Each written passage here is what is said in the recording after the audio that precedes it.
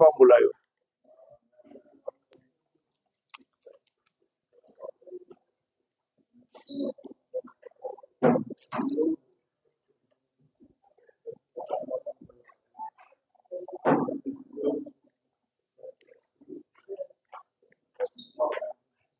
Ok. Totelemi likolo pona kotanga liloba na Nzambe. Totelemi likolo pona kotanga parole de Dieu.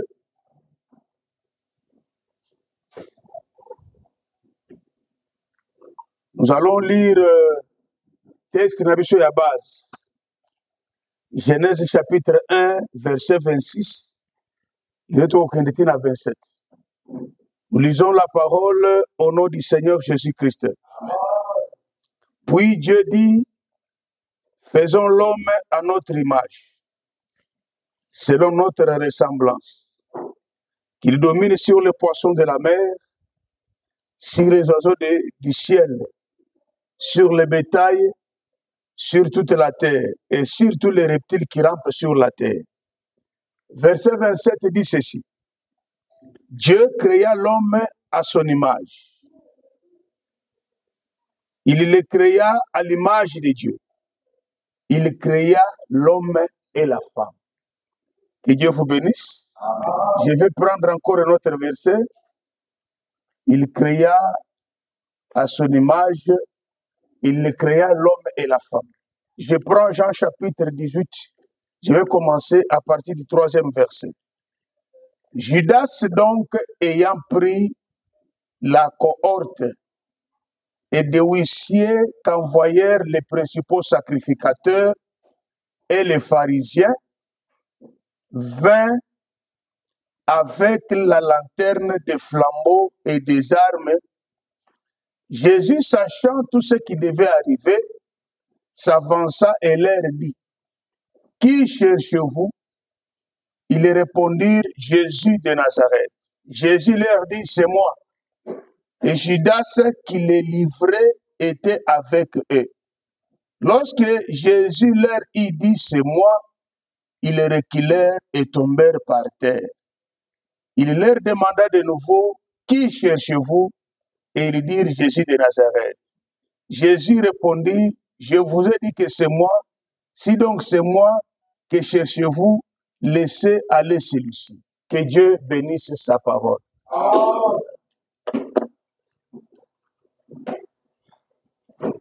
Nous sommes tellement dans la joie. Et c'est mingi parce que le Seigneur nous a donné le souffle de vie. Bien-aimé, Lilobananzambe ya solo batu balingaka ngote. Et je vous assure que dans ce pays, Nzambe pe aza na bana na yi. Et bana ya Nzambe ezali bino. Na ba mususu que Dieu les appellera. Nzamba pambola biso. Yango nous voulons vous prêcher la vérité. Tozali na thème, nous parlons sur la multiplication. Mais tobandaki à partir de Genèse 1 verset 26 pour vous montrer que Dieu créa l'homme à son image. Je sais que quand il a dit moko na biso ayebi que un homme créé à l'image de Dieu, c'est qui? Vous avez déjà la connaissance. Moko na moko ayebi que awa kozala créé à la ressemblance de Dieu, c'est quoi? Moko na moko ayebi. Alors, nazana pose sikoyo, tokende kozwa verset oyo. Quand Dieu avait créé, la Bible dit ceci, Dieu créa l'homme et la femme. Zamba pambula biso. Amen. Na kolekana nukuna ya ke soyez fécondés, multipliez, remplissez. J'ai dit que ce thème, ça peut aller avec nous-mêmes jusqu'à la fin de l'année. Il y a beaucoup de gens qui disent malembe pour que moi, dans Nzambe, soit qui ne bénéficie. Les autres sont verset 27. Donc aussi, ça les lote. Parce que ça peut être misindo et la katiawa. Dieu créa, il le créa l'homme et la femme. C'est ça mon sous-thème. Zamba Pamula Biso. Il le créa l'homme et la femme. Parce que ceux qui te le qui en haut, on ne pourra pas bien continuer kokota na muzindo na makambo oyo ya liboso te. Parce que quand Dieu a créé, il a dit, créons l'homme à notre image et selon notre ressemblance, qu'il domine sur les poissons, sur les oiseaux, sur le bétail, qu'il domine sur toute la terre, à se multiplier, à cause, mais qui devrait dominer. Mais dans la création, quand Dieu a dit, il n'a pas dit que créons l'homme et la femme. Il a dit, faisons l'homme selon notre image. C'est ça, non? Qui a ce verset-là? Papa, tu as ça? Réalisez ça. Verset 26. Ah, ok. On se peut la voir, ok. Genèse chapitre 1, verset 26. Ok. And God said, let us make man into our image after our likeness. Ok. Non, tu ne peux pas, ne descends pas. J'ai seulement besoin que tu commences. 26 na début, wana.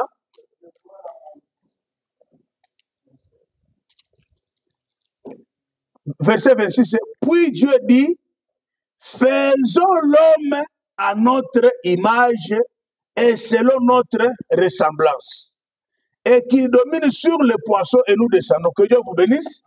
Mais quand Dieu parle, nous avons le but que créons l'homme et la femme. Ou bien faisons l'homme et la femme. Il a dit que créons l'homme selon notre image et selon notre ressemblance. Et qui doit dominer, c'est l'homme. Que Dieu vous bénisse. Créons l'homme pour que l'homme a été dominer. Zambe ayebi makasi koleka biso.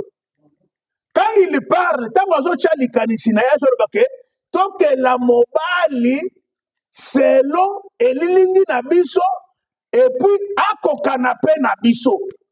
Créons l'homme selon notre image et selon notre ressemblance. Qui le domine? C'est que la personne qui devrait dominer, c'était l'homme. Dieu vous bénisse. Dans verset 26, tout le monde a présence et à femme était. Est-ce que nous sommes ensemble? Maman Mimi, tu es avec moi? Sois avec moi, maman, ne dors pas.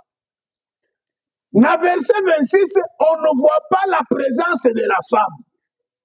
Mais tant que tu es dans l'exécution, Dieu va dire quoi?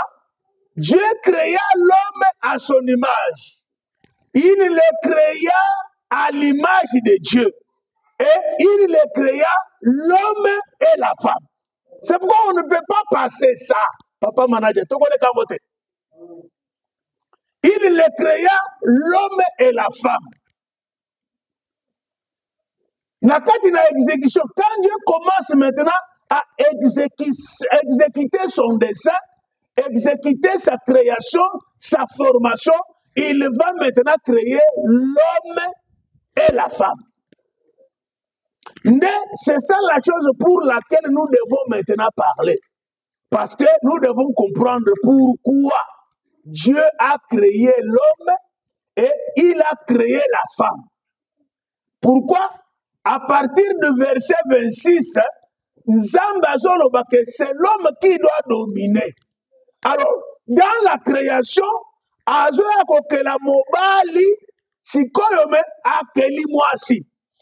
nous allons maintenant dans la formation d'Adam, Genèse chapitre 2, verset 7, Dieu va maintenant matérialiser ce qu'il avait fait.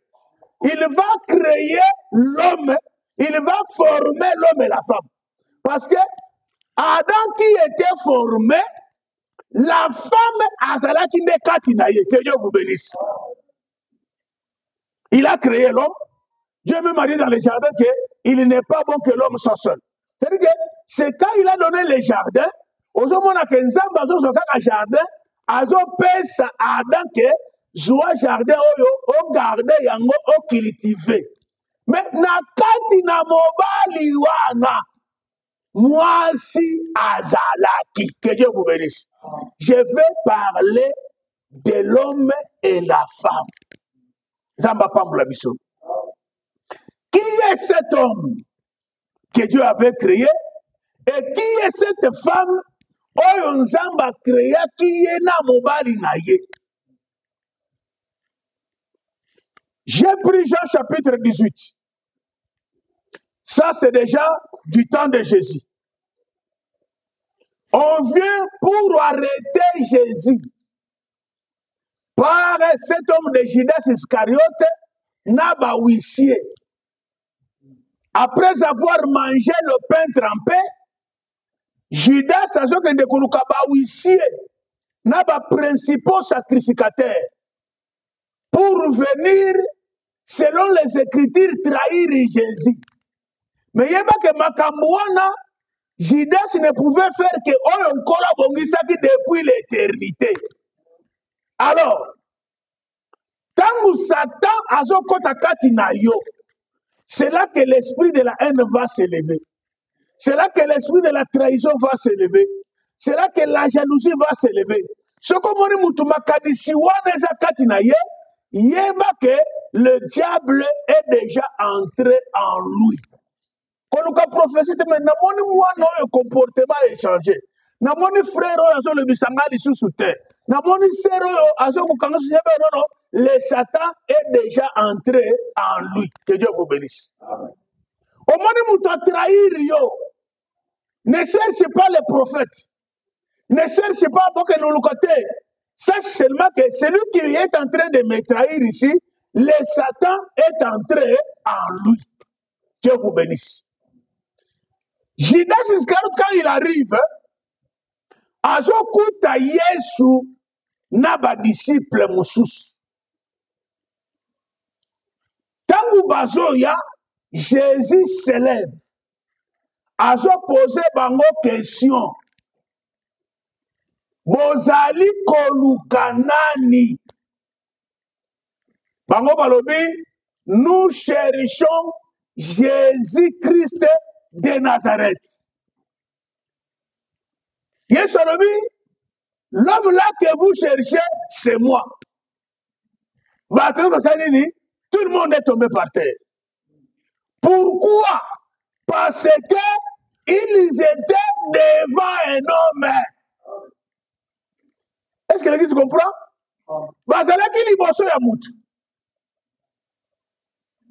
Maintenant, comme Jésus savait que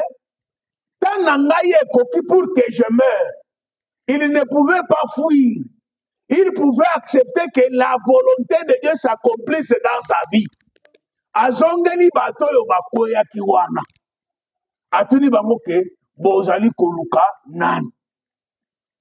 Toujours luka Jésus de Nazareth. Alors dit que non, si na yebi sino ke zangai, bozali kozela nini? Zaba pambola biso. Ça veut dire que nazomona makambo mibale wana. Que Dieu vous bénisse. Maman de Lucas, écoute ça bien. Qu'est-ce que je vois là-bas?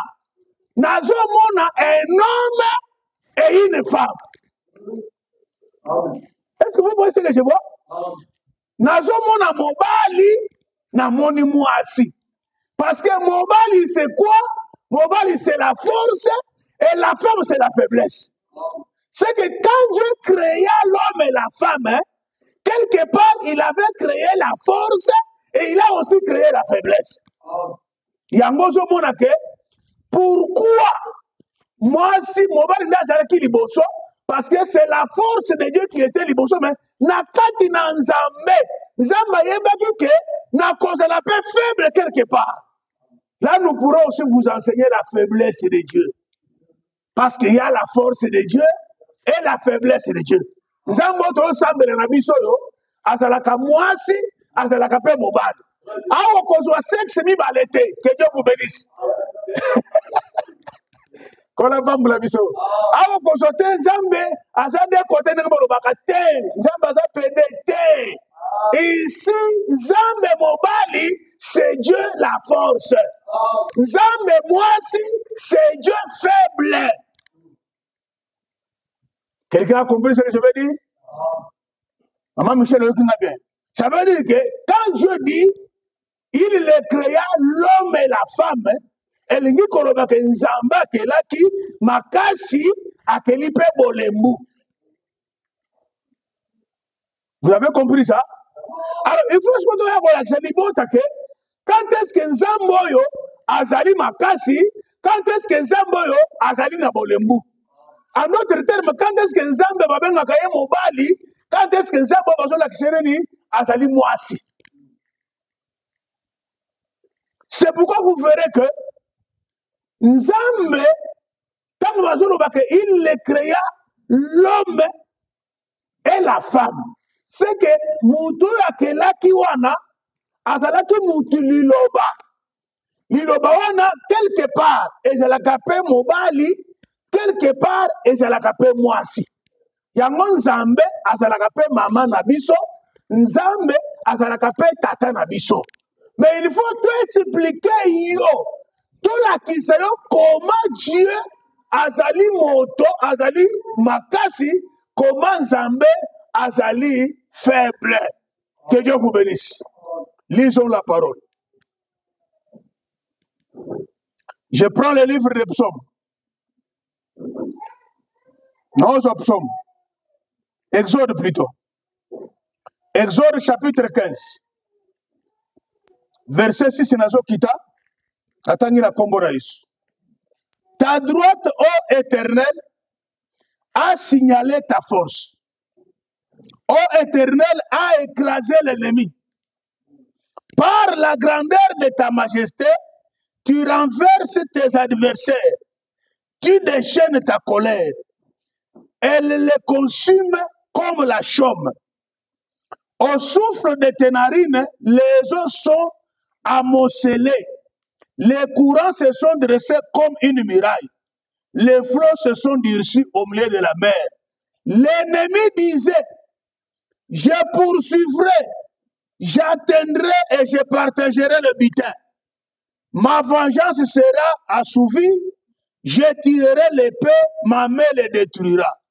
Tu as soufflé de ton haleine, la mer et le couvert, ils se sont enfoncés comme du plomb dans la profondeur des eaux. Que Dieu bénisse sa parole. Awa, c'est le moment que Pharaon était en train de poursuivre Israël. Ils ont quitté l'Égypte, ils ont quitté vers Canaan. L'objectif de Pharaon et les Égyptiens, c'était quoi? Bakanga bana Israël, babotola bango biloko nyonso bazalaki nango, et puis baboma bango, zamba pambola biso. Pourquoi? Pendant qu'ils étaient en Égypte, Nzamba pambola ki bango mingi. Yango soko zamona Nzambe, il faut au sala tout que le Seigneur puisse te bénir, quelles que soient les circonstances et les lieux. Ils étaient bénis. Leur ennemi les poursuivait. Azalaki ko poursuivre bango. Alobi nakoboma bango tokozwa biloko nyonso bazwaki. Et tokosala nini? Nous allons les disperser. Histoire na bango kosela na sena moyo. Na kolanda bazalaki kolanda. Israël azalaki libota na Nzambe. Ils étaient peuple de Dieu. Nzambe azalaki na bango. Tangu bakomi liboso mer rouge. Nzambe a manifesté sa puissance. Parce que l'homme aussi c'est la puissance. L'homme aussi c'est la domination. L'homme aussi c'est la force. Yango, tangu baso koma na mer rouge, Nzambe azali ko manifester nguya na ye liboso ya ba ennemi ya Israël. Bien aimé, si tu veux voir la puissance de Dieu sur tes ennemis, ne tambola na Nzambe et le Seigneur ataba kobundisa kayo. Nzambe na lola a kotelema pour disperser tes ennemis. Yango zolo baboye, bakoya na nzela moko bakopanzana na nzela sambo yo nde ozopanza bango te nzambe nde moto akopanza bango nzambe apambola biso quand ils sont arrivés nzambe atalisi makasi na ye. Dieu était fort devant ses ennemis. Si tu veux que nzambe azala makasi liboso na yo nzambe azala mobali liboso na yo adisperse baennemi na yo zala nde kote ya nzambe nzambe apambola biso. Tout le monde azali kote ya nzambe nzambe akozwa ngambu na ye. Bien-aimé, ata bato ya mokili nyonso baboyi kozala na ngambu na yo mais ndima ke nzambe azala na ngambu na yo parce que soki nzambe azali na ngambu na yo bien-aimé tu seras plus que vainqueur. C'est pourquoi awa Israël bazo yemba Israël bazo kumisa nzambe à cause ya loboko na nzambe bamonaki ke nzambe azalaki makasi liboso ya banguna na bango. Nzambe apambola biso.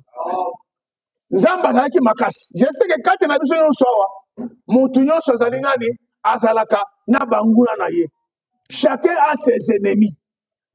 Alors soko lungumana ke nzambe azali makasi soko longi banguna na yo quel que soit nombre na bango quel que soit niveau na bango quel que soit makasi na bango nzambe soki atelemi na ngambu na yo banguna nyonso bakozala disperse okumisa kombo na ye.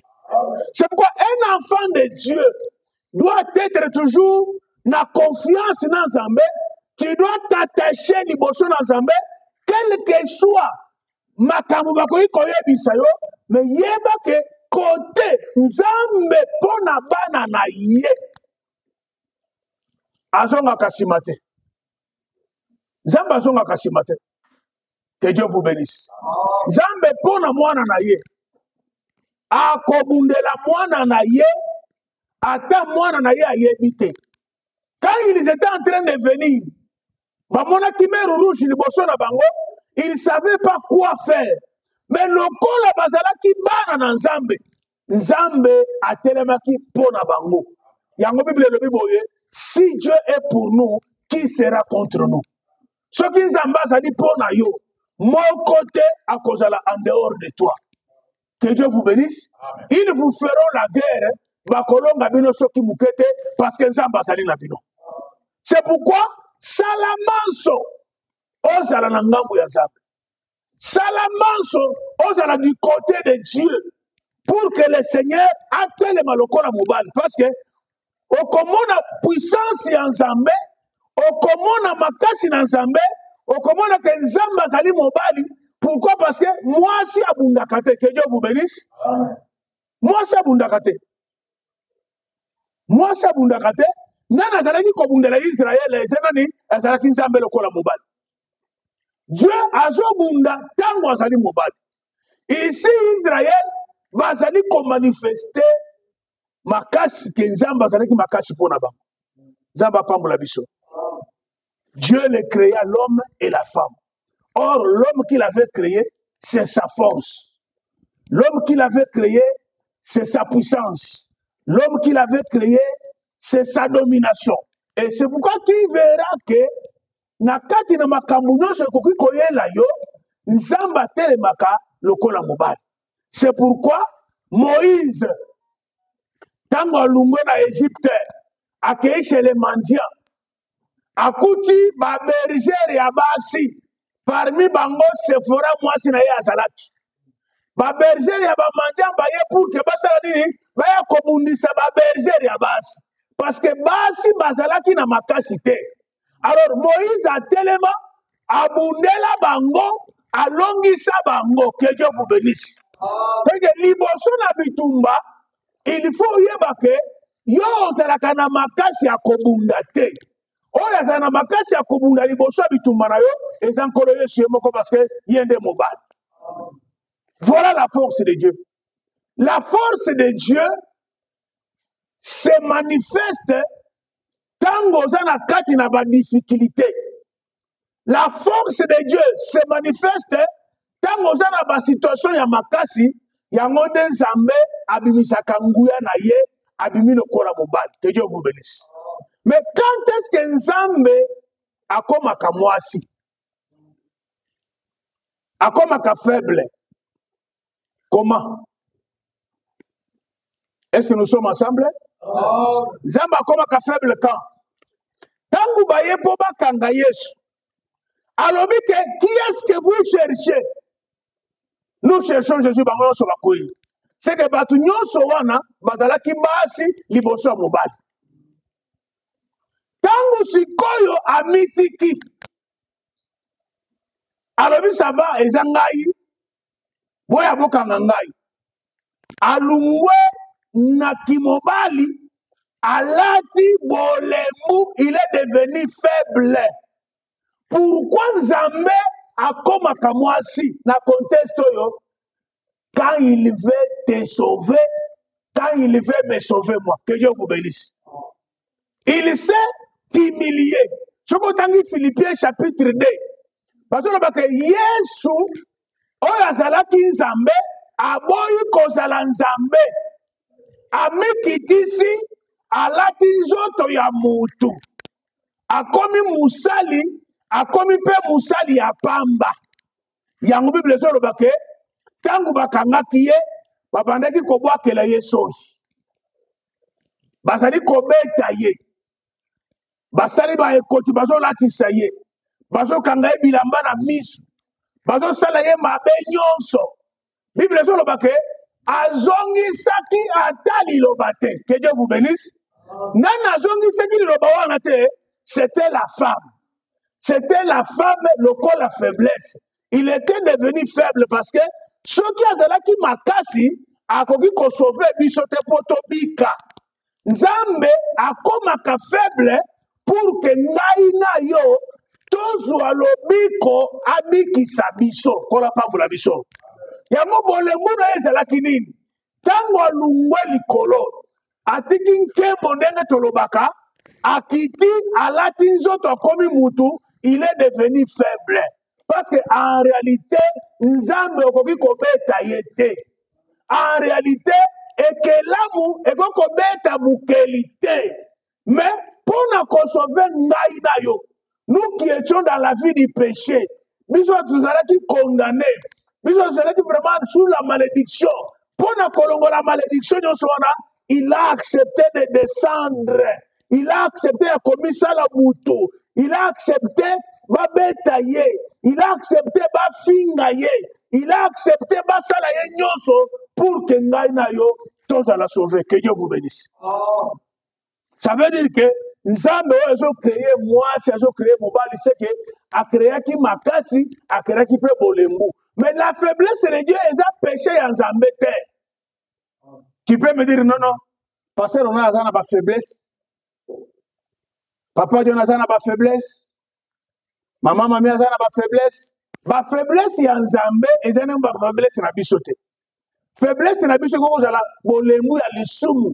Mais bolembu ya Nzambe ezali kozwa bisika na biso. Kolata nzoto kofingama kosala nini? Komikitisa pour que ngai na yo tozala sauver. Nzamba pambola biso. Alors lokola Nzamba azalaka fort, azalaka pe faible, Bible elobi nini? Tel qu'il est, c'est tel que nous sommes aussi. Nzamba pambola biso. C'est que biso pe quelque part il faut tozala makasi et quelque part tozala pe na kati na bolembu. Nzamba pambola biso. Bolembu za ndenge nini? Ndengo saboyi. Mwana muke akoko bakelo so ite. Nzamba pambola yo. Bako bakelo so ite. Bako finga yo te. Bako selo makamu mabe te. Mais lokola Yesu basalela ki ndenge wana yeba ke biso pe bako sala biso bongo. Yango lobake bako kosela bino makamu. Que Dieu vous bénisse. Ceux qui bako selo makamu ozongi si la makambo wana olingos wa défense. Wana tu es en train de devenir très fort. Makasi na biso eza wapi? Bible ezoloba boye, nous n'avons pas à lutter contre la chair et le sang. Tozo bunda na nzoto te. Bitumba tozo nango ezali ya nzoto te, eza bitumba ya molimo. makasi na biso ezali quand nous avons le Saint-Esprit à nous devant les esprits mauvais. Mais liboso ya batu boye ndima ata bafingi yo zala pe na bolembu lokola Yesu pe azalaki na bolembu ça va pambola biso. Est-ce que l'église me comprend? Est-ce que l'église me comprend? C'est pour vous dire que na kati na mutu nyonso oyo makasi ezalaka bolembu pe ezali nakai na ndenge ya lisumu te na kati ndenge oza boye soki oza mwana na Nzambe okokoma lisusu faible liboso ya nini liboso ya makambo mabe bakoki kosalela yo il faut ozala pe na attitude ya Yesu Nzambe apambola biso kosevenger te ici longola esprit ya vengeance kati na yo parce que ceux qui ont esprit ya vengeance tout ce qu'on peut te faire okolinga kaka ozongisa Nzambe apambola biso bakokosala makambo fandaki me parce que la vengeance eutaka nde epai na Nzambe. Est-ce que l'église me comprend? C'est que na kati na Matthieu tokokendaka na bacouleur ebele awa nalolakisa bino ke quand Dieu crée l'homme et la femme, l'homme c'est la force, la femme c'est la faiblesse. Alors, lokola tomoni bolembu ya Nzambe ezalaki ke azokoma faible tangu bazofinga ye azozongisa te. Bible ezoloba ke bamemaki ye na kati na etumbelu lokola mwana ya meme devant celui qui le tondait kotondre eza nini kolongola bapoil talaka omoni suki ndenge oza na suki wana bazolongola basuki wana na makasi bazali kobebisa lo réputation bazali kobebisa dignité na yo bazali kobebisa ce que tu es mais oyebi ke na kati na yo ozali innocent ozali innocente soki ozali innocent ozali innocente garde silence montre-toi faible bacha yo misapi na misu me yeba ke oyo ya likolo nde akotelema akobunda bitumba na yo Nzambe apambola biso. C'est pourquoi Jésus était devenu faible pona nini pona kosauver ngai na yo. Tu peux aussi devenir faible pona kosauver dignité na yo. Okoko kozala faible pona kosauver honneur na yo. Okoko kozala kondima ozala faible pona kosauver nani vie na yo, pona kosauver bana na yo, pona kosauver mwasi na yo, pona kosauver mobali na yo. Il faut accepter de telles choses. C'est que vie ya bana na Nzambe ezali vie moko yake bakuti mwana na Nzambe na nzela yo nazobeta batu makofi te à un certain moment bakoko finga pe yo Nzambe apambola biso bakoko finga pe yo omitali licencié omitali pasteur omitali mwasi munene ko tout monde mutu pa zo finga liboso na wana aza kutu na jamwana na yote. Un enfant de Dieu doit communiquer ça. C'est ça la faiblesse. Parce que quand tu dis quand même na mutu boye au comment que en réalité tu n'es pas faible mais ozo mikiti ça pour que l'obio ça l'a élevé. Parce que Yesu tango la Bible dit après s'être humilié, Dieu l'a souverainement élevé. Nzamba matisi lelo, Bible dit que ba pesie kombo likola ba kombo nyos. Aujourd'hui, kombo na Yesu, tout genou fléchi. Ma bolongo yo sezo gumba me la kombo na Yesu. Minoko sezo kanga ke Yesu azali mokonzi. Ata baboye lelo, même avant bakufa, bakoloba toujours que Yesu azali nzamba azali mokonzi. Bako témoigner yango pourquoi? Parce qu'il s'était humilié. À un certain moment, nous devons perdre notre honneur.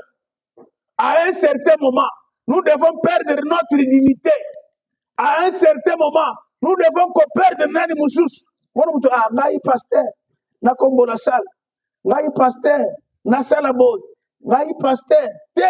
À un certain moment, Yesu azalaka nde pasteur ya ba pasteur. Yesu nde prophète ya ba prophète. Yesu nde apôtre ya ba apôtre. Yesu nde docteur ya ba docteur. C'est pour vous montrer que Ce qui te landi attitude à Yesu. Je vous assure, mes bien-aimés, l'humilité est pour la biso malam. L'abaissement est pour faire élever biso. C'est un activité que Dieu créa l'homme et la femme. Dans l'introduction, ça veut seulement dire que Nzambe a créé qui Nzambe ya makasi. Nzambe a créé qui Nzambe pe ya bolemu. Nzambe pa mula biso. Parfois muto komuna yo omikitisi, mais tango komuna yo na kati na musala ya Nzambe, na ngolo yo Nzambe asali yo. Amana ka tala vraiment muto yo, to moneke lokola mutu pamba mais il est fort. Force na nini na kati na musala na Nzambe. C'est pourquoi Paul a dit je me glorifie dans le Seigneur. Mais tant que nous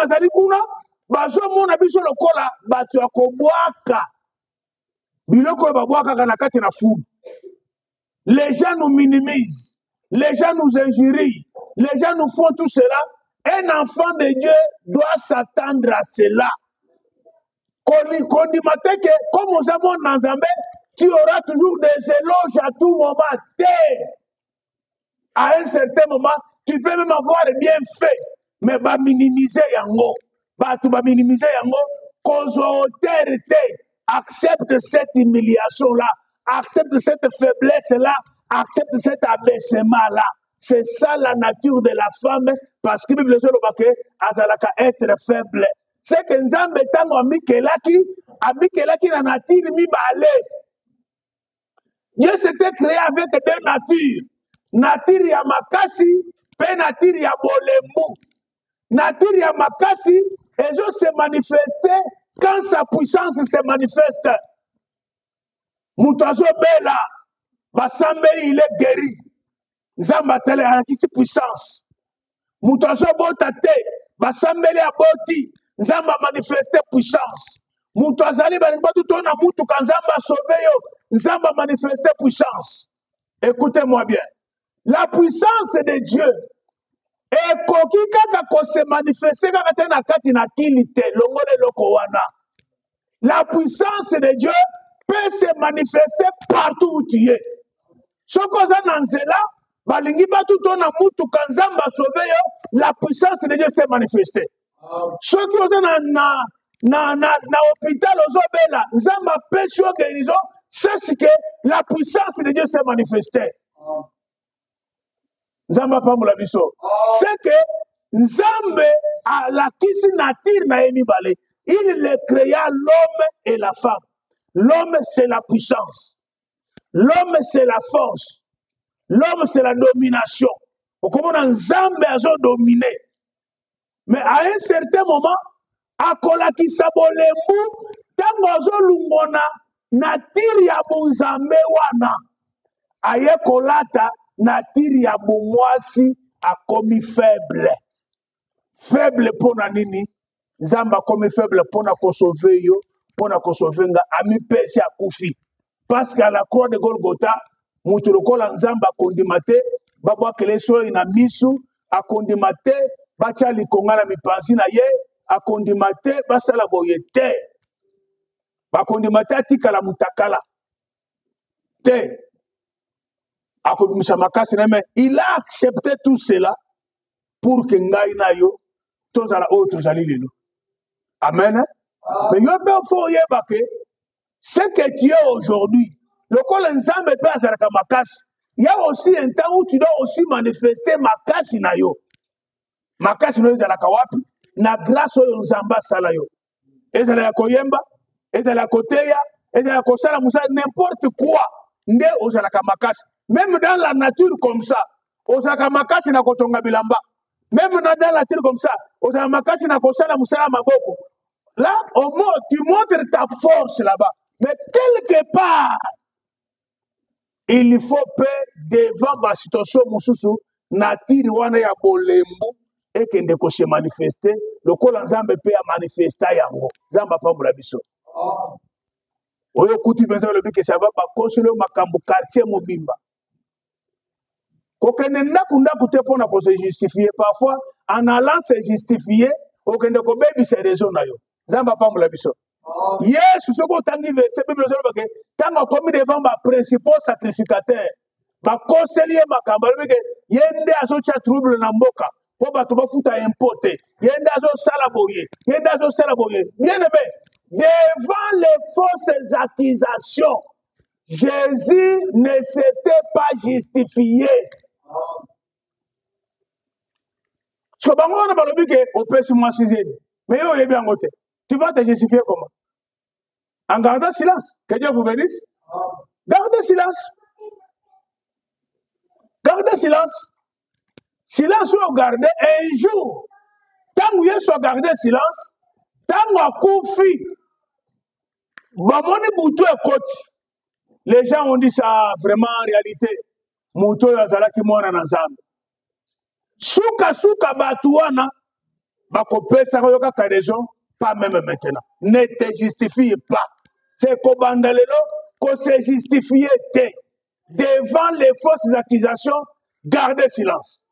Ata mokili mobimba ba crucifier yo ndenge ba crucifier ki Yesu akomi peza mutakala batiki mutakala babetie basete tout ce qu'on l'avait condamné et azalaki innocent et pour na kolate innocence na ye akufak troisième jour à sec pour na kotika batu wana na kati na confusion nazali ko exhorter église nzambe kati na yo a créé yo na nature mibale oza na ngambu ozalaka na makasi ta ya makasi lakisa makasi na yo. Que Dieu vous bénisse. Lakisa makasi na yo, je l'ai bien expliqué. Parfois nzamba sala ngolo prophétisaka nde côté ozalaka makasi lakisa makasi na yo. Nzamba sala ngolo oteyaka lakisa makasi na yo. Nzamba sala ngolo oyembaka lakisa makasi na yo. Nzamba sala ngolo pesaka lakisa makasi na yo. Mais quelque part lolenge nzambe a manifesté bolemu pour na ko sauver yo devant makambu makasi devant difficulté ndeko na ngai kokende ko bebisa honneur na yo te kokende ko bebisa dignité na yo te kokende ko bebisa valeur na yo te garder silence ata batu nyonso baboyi yo ata batu nyonso ba critiquer yo ata batu nyonso ba pesi ba témoignage ya mabe ata batu nyonso balobi ce qu'ils peuvent dire tika baloba okanga pe bango munoko te mais milakisa faible. Que Dieu vous bénisse.